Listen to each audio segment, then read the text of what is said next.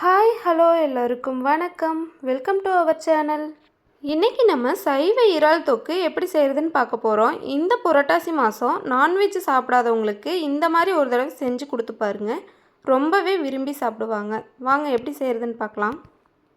100 gram பன்னீரை இந்த மாதிரி க்யூபாக கட் பண்ணி மிக்சி ஜாரில் சேர்த்துக்கங்க. இப்போ இது கூடவே வெள்ளை சுண்டக்கடலை ஒரு 150 கிராம் ஊற வச்சு சேர்த்துக்கங்க. இப்போ இதை நல்லா பேஸ்ட்டாக அரைச்சி எடுத்துக்கங்க. இப்போ இது கூடவே 1.5 டேபிள் ஸ்பூன் கடலை மாவு, 1.5 டேபிள் ஸ்பூன் மைதா மாவு, கொஞ்சமாக உப்பு சேர்த்துட்டு கொஞ்சம் காஷ்மீரி மிளகாய் தூள் சேர்த்துக்கங்க. சேர்த்துட்டு நல்லா இந்த மாதிரி பிசைஞ்சுக்கங்க. இப்போ ஒரு ஸ்பூன் எண்ணெய் மட்டும் விட்டு நல்லா பிசைஞ்சிட்டு இது மாதிரி எடுத்து கையில் பால் மாதிரி உருட்டிக்கங்க. அப்படியே இந்த மாதிரி சிலிண்டர் ஷேப்பில் உருட்டிட்டு கத்தி வச்சு இந்த மாதிரி நேராக ஒரு கோடு போட்டுட்டு க்ராஸாக இந்த மாதிரி கோடு போட்டுக்கோங்க. இப்போ இது ஒரு எட்ஜில் இருந்து அப்படியே சுருட்டிட்டு வாங்க.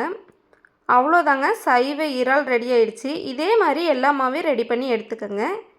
இப்போ இதை சூடான எண்ணெயில் போட்டு ஷாலோ ஃப்ரை பண்ணி எடுத்துக்கலாம்.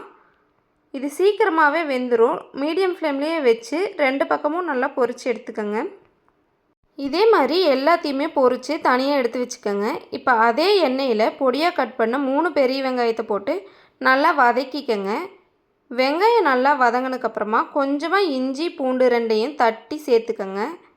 சேர்த்துட்டு அது பச்சை வாசனை போக நல்லா வதக்கிக்கோங்க. இப்போ இஞ்சி பூண்டு நல்லா பச்சை வாசனை போக வதங்கினதுக்கப்புறமா 3 மீடியம் சைஸ் தக்காளியை கட் பண்ணி அது கூட சேர்த்துக்கோங்க.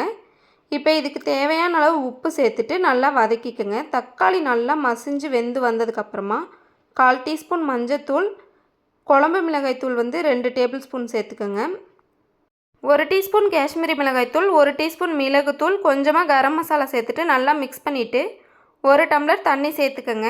சேர்த்துட்டு ஒரு 5 நிமிஷத்துக்கு மீடியம் ஃப்ளேம்லேயே வச்சு நல்லா கொதிக்க வச்சுருங்க. இப்போ இது நல்லா கொதிச்சதுக்கப்புறமா நம்ம ரெடி பண்ணி வச்சுருந்த சைவ இறாலை அதில் சேர்த்துடலாம்.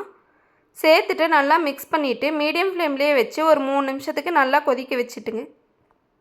கொத்தமல்லி கருவேப்பிலை தூவி இறக்குனீங்கன்னா சூப்பரான சைவ இறால் தொக்கு ரெடி ஆயிடுச்சு. இது சாதம், சப்பாத்தி, இட்லி, தோசை எல்லாத்துக்குமே சூப்பராக இருக்கும். இந்த வீடியோ உங்களுக்கு பிடிச்சதுன்னா லைக் பண்ணுங்கள், உங்கள் ஃப்ரெண்ட்ஸ் அண்ட் ஃபேமிலிக்கு ஷேர் பண்ணுங்கள். மறக்காமல் நம்ம சேனலை சப்ஸ்கிரைப் பண்ணி வச்சுக்கோங்க. வேறு ஒரு வீடியோவில் பார்க்கலாம். பாய்.